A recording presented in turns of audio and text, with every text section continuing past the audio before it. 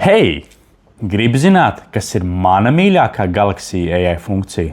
Tā ir rakstīšanas palīgs. Šo funkciju jūs atradīsiet Galaxy ierīču klaviatūrās, un tā ļauj viegli saņemt palīdzību rakstot e-pastu, īziņu vai arī sociālo tīklu ierakstu, un piedāvāja mums kopā visiem apskatīties dažus piemērus.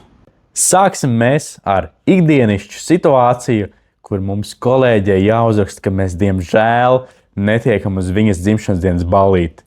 Bet, lai piemeklētu labākos vārdus, izmantosim rakstīšanas palīgu.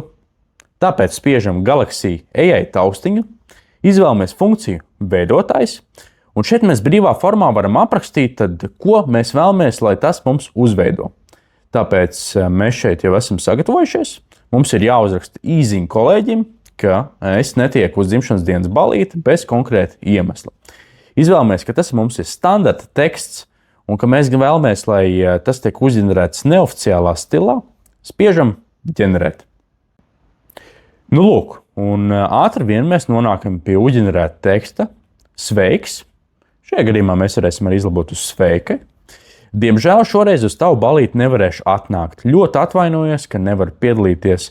Ceru, ka jums visiem būs fantastiski jautri. Apsveicu tevi ar dzimšanas dienu un novēlu visu to labāko.